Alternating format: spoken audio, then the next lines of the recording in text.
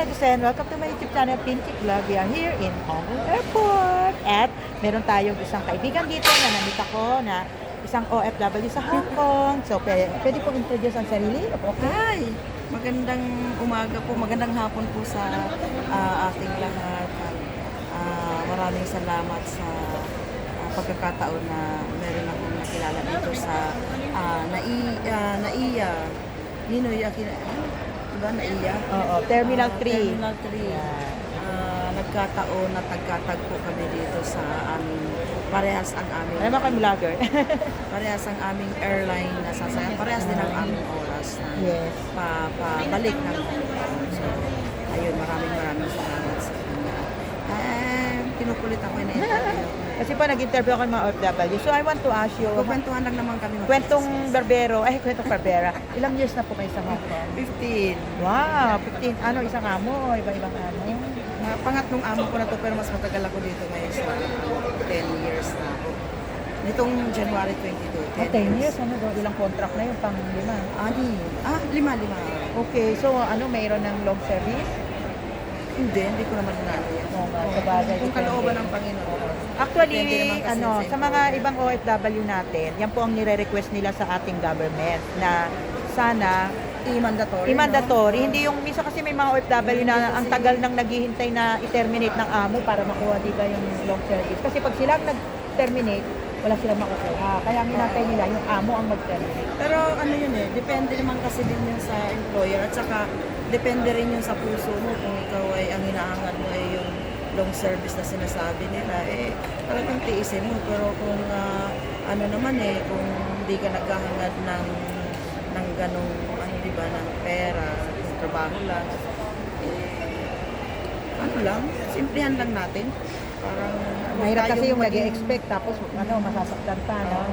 Mahirap mag-expect. Pero lahat ng bagay na yun dapat ibigay nyo sa Lord, diba? Ang Lord na bahala. Oo, tama yun. Saka para hindi maka-apekto sa relationship Ng employer. Oo, Just be nice na lang, kind na lang sa employer. Tama. Okay. So ano yung sikreto mo para tumagal ng ganito katagal sa Hong Kong? Be yourself lang. Kaibiganin mo ang employer mo. Ganun lang. How about your relationship to your family? Sa tagal ng panahon, paano mo na-maintain yung relationship? May anak ba?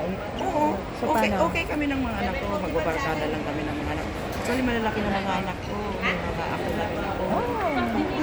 So, yung communicate every day or pagkatapos ng trabaho, At saka minsan nga kasi isa pa yun sa dapat nating matutunan bilang OFW na nasa ibang bansa. Huwag tayong mag-expect lagi sa pamilya natin. Tawagan ka ni ganito, tawagan ka, dapat lagi mong kausap. Minsan kasi pag ina-expect mo ang pamilya mo na lagi mong kausap, lagi mo mahirap kasi kapag hindi mo sila nakakausap din, ano ka lang, ma-depress ka lang, ma-stress ka lang. So, tamang lang, kung hindi kayo mag-kausap ng mga anak mo, okay lang naman, meron namang araw pa kinabukasan para mag-kausap. Kaya, diba? Saka minsan kasi, huwag kayo magtatampo kasi minsan busy, kunyari mga anak natin, di ba? So, antayin na lang muna natin na minsan may panahon na, kasi iba, pag wala nang panahon yung anak ko, nakalimutan na ako, hindi na ako pinakausap, yung mga ganun-ganun, di ba? Oo, dapat maiwasan natin yung ganun para hindi tayo ma-stress o hindi tayo, mahirap kasi maging OFW talaga yung lungkot, yung homesick, ang kalaban mo. Pero kung marunong ka magdala ng sarili mo, so far, mapapagtagumpayan mo naman lahat. Okay. So how about the financial matter? Because some of the OFW may mga problema sila for ma-manage ng pera, di ba? Kaya sinangungutang sa bangko or minsan pag-uwi nila, wala silang mauwi na pag nag-for good. So, for you, anong papayo mo sa kanila? Actually, ako dinanas ko din naman yan. Talaga namang aminado naman ako na umutang din ako sa bangko. Nung nag-aaral pa ang mga anak ko, sabay-sabay yun sila, nag-aaral. So, alam mo sa pag nangibang bansa tayo, once a month lang tayong sumusweldo. So, ang hirap hanapin ng pera, yung araw-araw, minsan araw-araw kailangan ng mga anak mo, diba? So, ang hirap hanapin araw-araw. Kaya napipilitan kang umutang sa bangko. Pero ako kasi, may limitasyon ako. Pag yung kaya ko lang bayaran, at the same time, yung mamimintain ko yung aking sweldo, no, sa mga anak ko, tsaka sa pambayad sa bangko. So far, napagtapos ko lahat ng anak ko. Apat Wow. sila, tapos na sila. So yan ang katas ng Hong Kong Oo, na pagtapos. oo, Anong, yung- ano, ama? Anong napag-aralan nila natapos nila? Yung bunso, yung panganay ko is nagtapos siya ng education. Wow, teacher. So far nasa US na siya Ngayon, ngayon. ganda yan, nasa US na. Ngayon, yung pangalawa ko is nagtapos ng marine engineer. Wow. So, kasalukuyan, nasa New Zealand na sila ngayon. Doon na sila kabase. No? Kasama ko sila actually dito sa Pilipinas. Nag-ano rin kami, naggumala kami doon sa Hong Kong bago kami umuwi dito sa Pilipinas. Magkakasama kami. Kaya lang sila 3 months pa dito sa Pilipinas mananatili. No? So, mauna, alam mo naman tayo, maiksi lang bakasyon natin dito. Kaming mga ngayon, yung pangatlo ko is nagtapos naman siya ng criminology. So far, may maayos ang kanyang trabaho, may maganda ang kanyang trabaho, stable. Yung bunso ko naman is, ganun din, nakapagtapos din, kaya lang medyo, syempre, naging housewife lang siya.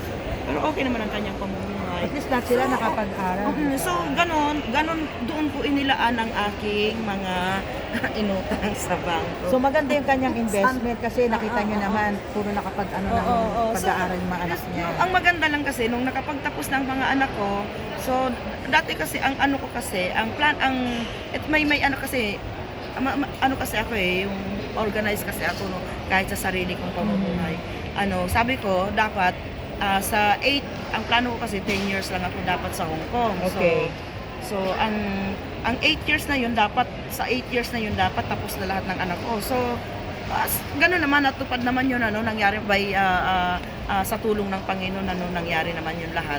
Tapos, sabi ko yung 2 years na yun, dapat sarili ko na yun, ipon ko na yun. Tama, mag-ipon sa sarili. Pansarili ko yun, kasi meron din akong pangarap para sa sarili ko.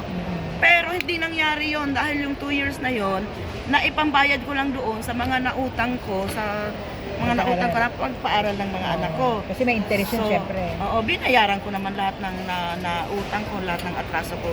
Binayaran ko naman lahat at tinulungan ako ng mga anak ko. So natapos yun, sa pagbayad. Natapos yun. Ngayon malinis na, wala na. So wala naman dapat tayong So kailangan nakaplano lahat, saka organize, para hindi kayo mahirap. Saka wag maggastos ng wala sa lugar, no? Oo, totoo. Alam mo yun, may pit sinturon. Mayroong susobra.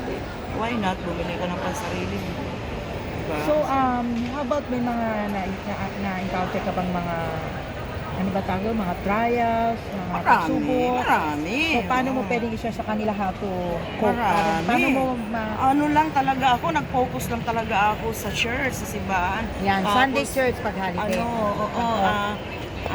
Mamaya din ako mag-invite din ako sa inyo kasi okay lang naman siguro. Ano lang ako noon. Church bahay lang ako. Minsan kahit wala akong pagkain, nakikikain lang ako sa church. Tapos pag wala akong pamasahe, nangihiram ako sa mga kaibigan. Alam mo sa church kasi, yung pag nasa church kasi maraming tutulong sa'yo. Isa yung sa pinakamaganda pag nasa church ka, no? Maraming tutulong sa'yo.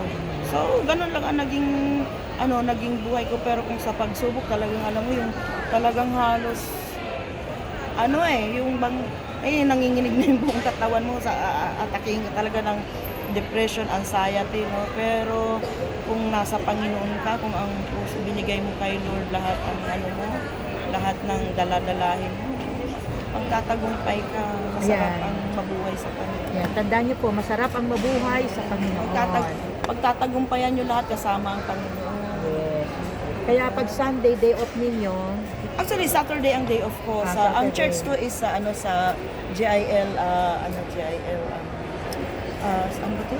check it May or? Shikip May. Sa Check It May dyan. I see, Shikip May. So, baka po Invite ko sila, yung mga may ma-invite ko time, kayo dyan kung sino po yung available.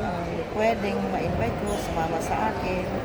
Yes. O pakibigay mo yung page mo para or how can they contact you para kung if they like to. Vlogger din po siya, pareho ko. Hindi naman ako active sa may page pero hindi ko ginagamit. Anyway, kung sino po yung gustong bumisita sa church namin sa GIL, Shikip Me po sa ano to? IC International Center. Ayun, pwede po kayong pumunta doon or Contact you sa Kontakin page niyo mo. po Anong sa page? ano. Anong page mo? ang FB name ko is GJ mahirap kasi Mahirap yung spelling, ano? mahirap. Ikaw Okay, na lang message ang nyo na lang po kontakin. ako. Meron din po kaming Saturday, Sunday Oh, church. meron ding Sunday service kung sino po ang ano diyan ang Available. yung o nagugulamihanan, hanapin nyo lang ang presensya ng Panginoon. Pumunta lang po kayo sa GIL Church, Shikip May, at marami din namang mga churches dyan sa Hong Kong. Actually, marami namang Yeah, kami po sa outreach. Kowloon may Saturday and Sunday din po kami. Just message Ate Panmoy and then we can also matulungan din po kayo. At saka part din po ako ng organization na tumutulong sa mga OFW, yung WM OFW in Corporation Hong Kong. Ako po yung leader. So may mga problema kayo, yung mga terminated, o yung mga nagkakaroon ng emotional problem, we are here to help. Okay, so how about being sa for good, about for good matter. So kailan ka pa pwedeng mag for good o ano yung plano mo? Actually, 15 years pinagpaplanuhan ka na, niya. hindi pa ba Actually, plano? dapat ang pagpurgol pinagpaplanuhan, hindi mo pwedeng sabihin porke tapos ng mga anak mo sa pag-aaral okay na iaasa mo sa mga anak mo yung hindi ganoon yun Pinagpaplanuhan yun para sa sarili mo, sa sarili mo na naman. Ako kasi wala pa actually pinapagpurgod na ako ng mga anak ko pero kasi may sarili akong pangarap yung hindi ko pwedeng iasa sa mga anak ko ang pangarap ko. Kailangan ako mismo ang tatrabaho ng pangarap ko. You know, di ba, mas masarap yung sarili mong pinaghirapan. So, yun, ang pagpurgod, lalo na't yung mga bata-bata pa sa Hong Kong, no? Kasi ako medyo, pa-senior na tayo Hindi Pero naman yung mga halata. bata-bata pa dyan, yung mga, alam mo yung maliliit pa mga anak, Oh, yun, wag yung, alam nyo sa Hong Kong, hindi ka mawawalan ng trabaho Basta matutunan lang natin magpakumbaba, magtiis, diba? Diba? Hindi ka mawawalan ng trabaho. Sa pagpurgod, kailangan huwag kayong uuwi, huwag kayong magpupurgod na hindi nyo dala-dala ang pangarap nyo. Dapat kung may pangarap kayo sa Pilipinas, na dapat may negosyo kayo pag-uwi nyo. So dapat dala-dala nyo yun. Galing Hong Kong, dala-dala nyo pa Pilipinas. Ako yun kasi ang paninindigan ko. Hindi ako basta-basta uuwi na hindi ko dala-dala ang pangarap ko. Actually, okay naman na ako so far, by grace of God, so far okay naman na. So, meron lang akong kailangan pang buuin para, yun nga, yung makapag-ipon pa ng konti para pag uwi ko, meron talaga akong pansarili kong ipupuhunan. Totoo yun. Kasi maganda rin yung may sarili tayong puhunan kasi hindi naman tayo laging makakaasa sa mga sa Pilipinas. Dahil yung sa Pilipinas mga tao, may mga pangangailangan din sila na hindi ka nila matutulungan. So, you try to, sabi mo mag-ipon para sa sarili mo. Tama yun. At saka lagi niyo pong ingatan ang sarili niyo. Paano mo na may maintain ang good health mo? Yung iba nagre-reklamo, walang makain sa kanin, gano'n. So, paano mo sila papayuhan ng gano'n? Walang makain. Actually, lagi tayong magpapasalamat sa Panginoon yung pag nasa ibang bansa ka kasi mahirap talaga yung ganyang sitwasyon. Pero lagi nyo pa rin iisipin yung kabutihan ng Panginoon na binigyan kayo ng masisilungan, matutulugan, mahihigaan, mapapaliguan. 'Di ba? Kasi mahirap talaga pag nasa ibang bansa ka Ang pagkain, madali nang gawa ng paraan yan. Tama. Madaling gawa. Pero napaka-imposible. Napaka-imposible Kasi na. expect lang nila yung ibibigay ng amo. May sweldo naman. Oo. Minsan, bumili kayo. Napaka-imposible na hindi ka makakain kahit isang beses sa isang araw. Actually, hindi naman dapat tayo laging kain ng kain kasi nakakataba na, di ba, masisira yung Pero anyway, syempre kailangan din naman natin kumain talaga, nararapat namin. Pero kung talagang ang employer nyo talagang Kuripot.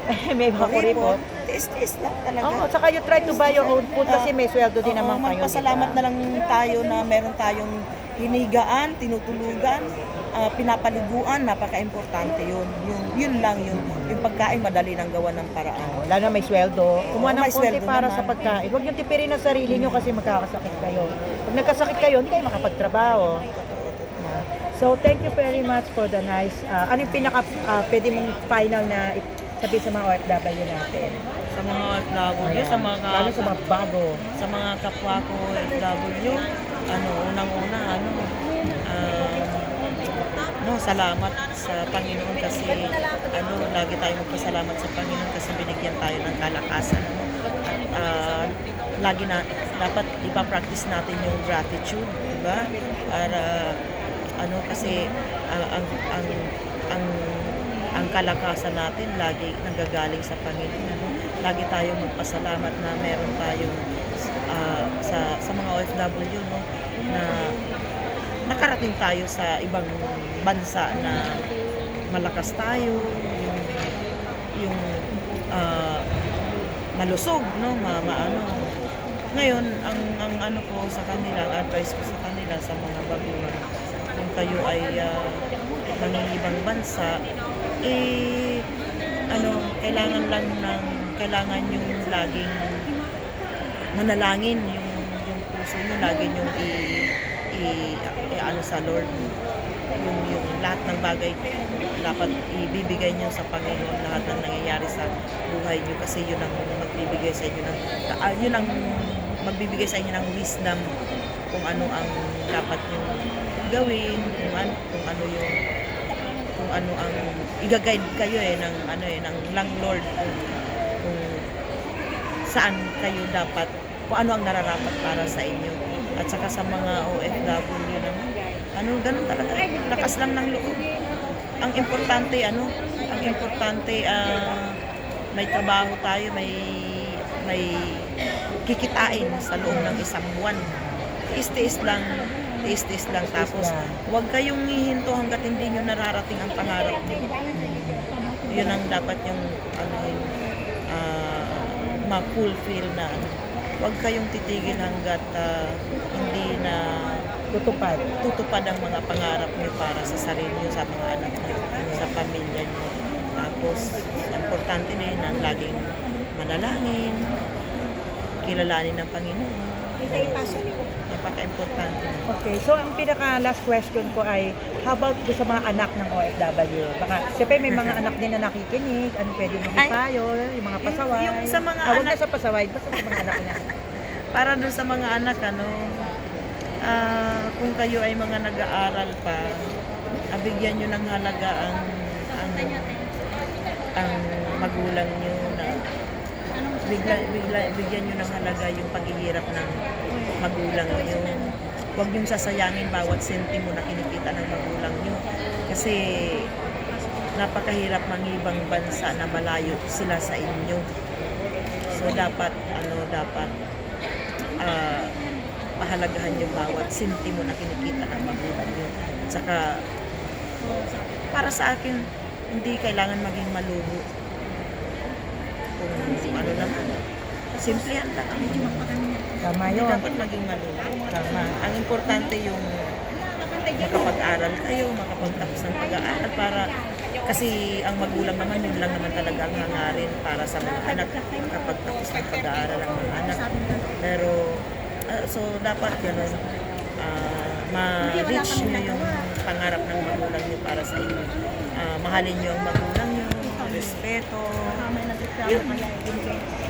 So thank you very much at pwede bang malaman ang pangalan? Yung tunay kong pangalan. Ikaw kung alias o whatever para alam nila kung sino yung nag-a-advise sa kanya. Ay, sabi ni ate, ganito, ganoon. Sinong ate yun, di ba? Si ate, teka lang kasi hindi ako sana ibigay ang pangalan. Sige, yung alias na lang. Oh. DJ, ang FB ko kasi is DJ. DJ. Paano yung spelling nun? Di ko DJ, ma- G-E-J-E. J-E. G-E-J-E. G-E-J-E. Oh, hanapin nyo, G-E-J-E. Si ate DJ. Ito pakita ko sa Ayan, kanila. pakikita natin yan. Para at least, Para malay pag, mo, marami pa silang matutunan na magagandang advice from you. Napakaganda po yung mga advice ni sister na sana mayroon pong Matandaan niyo po yun at kung magawa niyo, nakakatulong po yun sa inyo. Ito ang aking profile Ayan, ayan na natin. Close up natin. Ay, hindi ko alam sabihin. Ay, wala pala akong internet. Sandali. Ano Sige. So hanggang dito lang. Thank you. Ihabol natin yan. Hanggang dito na lang. Thank you for watching. This is Ate Panoy Pinoy Vlog. Always remember, be happy, keep safe, and keep trusting the Lord. And remember my favorite verse, Joshua 1:9. Don't be afraid, be of good courage, for God is with you wherever you go. Love you. Happy New Year. Happy 2026. Ito ang aking So, ito po si Sister Jeje RGD. Yan. So, dyan niyo po siya hanapin. Thank you po. At God bless. Salamat, pasensya na kayo Happy sa New Year. Happy New Year. Pabalik. Ang Fatchay, malapit na to. Umuwi ka ba dito para mag-New Year at Oo, Christmas? Christmas. Okay. So, pag uwi mo, yung iba, sabi nila, pangalawang uwi o pagbalik sa Hong Kong, nakaka-homesick. How do you feel? Homesick ka ba? May pahabol pa. Homesick, pero normal yun eh. Oo. Nakailang balik-balik ka na kasi, parang Every year naman akong nauwi, kaya sanay na rin ang mga anak. sanay na yan. Okay. Bye. Happy New Year, thank you. Okay yan?